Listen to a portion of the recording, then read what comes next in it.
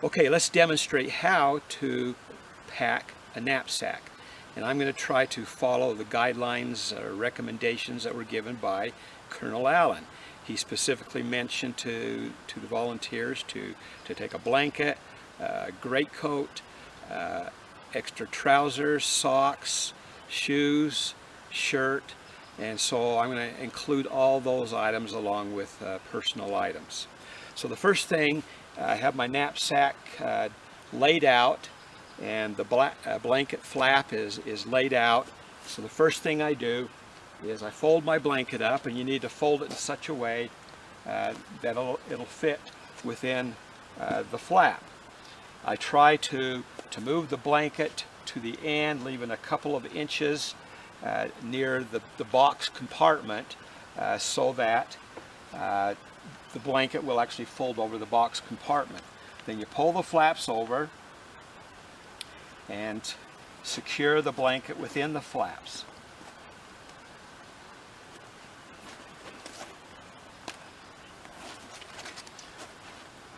So now we have our blanket secure. Next, we open up the flap and we start carefully placing the items inside the flap. I've got everything kind of laid out here and folded. So the first little pile I have here is I have a pair of trousers, I have an extra shirt, and I have my underdrawers. So they're all folded about the same shape as the box compartment. So I open up the box compartment and slide those items all the way to the bottom, making sure they stay flat, because I got a lot of stuff I need to put in here. So now I've got my extra shirt, my extra drawers, and an extra pair of trousers are all in there. One of the things Brigham Young asked the men to do is to take their scriptures. So I've got my copy of a Book of Mormon. I'm going to place that in there. I've got extra socks. In fact, I got 2 pairs of socks. I know that the socks are going to wear out quickly, and I'll need as many pairs as I can get. Another item I have is my nightcap to keep my head warm at night. We lose 50% of our body heat from an exposed head, so a warm wool cap help keep your body heat on those cool evenings. I've also got a towel with my lye soap. I have a toothbrush, bone-handled hog hair bristle toothbrush, along with a comb made out of horn material. I'm going to slide those in my towel with my soap. Also, I have a little folding mirror that I can help groom myself. I'm going to slide that inside the towel as well. So now I'm going to tuck all these items in. Once again, trying to utilize all the space, keeping everything flat so that I can get as many items in there as possible.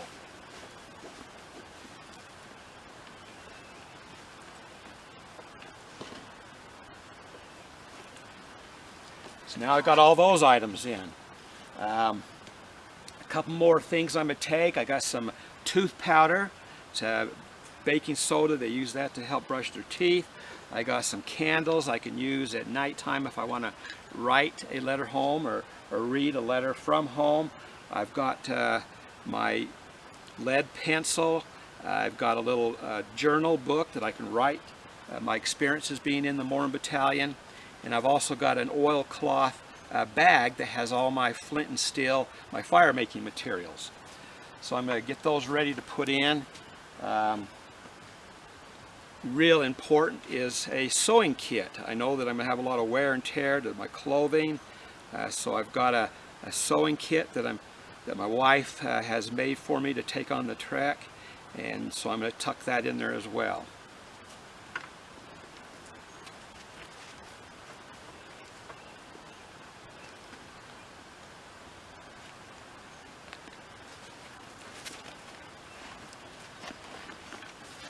There's two buttons on the top of the box compartment.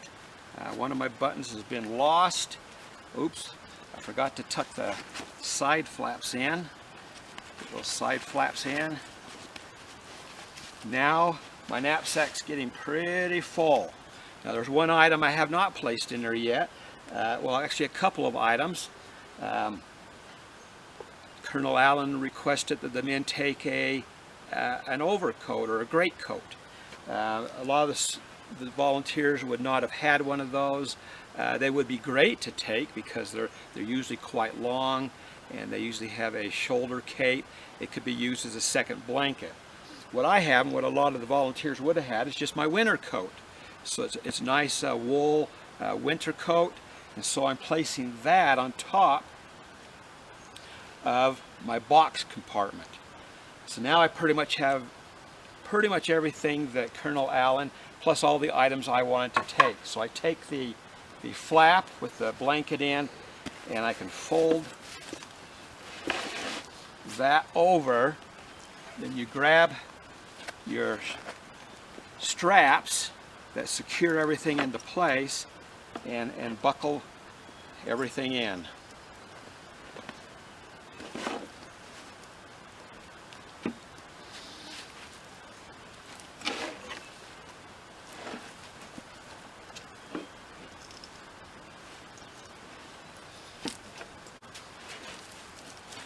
Okay, now I have everything in my pack.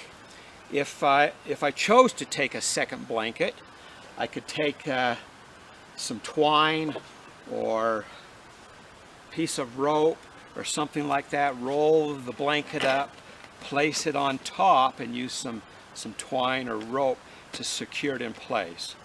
Now, one more thing I haven't put in here is an extra pair of shoes. So I've got my extra pair of shoes right here. I've tied the laces together, and they'll just go over the top of the knapsack, and I can use some twine or rope to secure them in place. So you can see that there's even room for an extra blanket if the volunteer had an extra blanket. Now typically, and this was the same with the regular Army, when they had all this extra gear, it was common for each company to have a wagon to carry their knapsacks in. So they weren't carrying this whole load. They were carried in the knapsack. Now by later in the trail, they were losing the animals that were pulling the wagons. The wagons were breaking down, and they found themselves without enough wagons to carry their knapsacks. By this point of the trail, most of their extra clothing was being used, and so their knapsacks did not have near as much gear. The knapsack that I put on earlier, that would have represented probably what a knapsack would have had at the end of the trail. Just very basic items, one blanket, a few personal items, and that would have been pretty much it. So this gives you an idea on how to pack a knapsack and be able to get everything you need in there. These knapsacks they do hold a lot of gear if properly packed.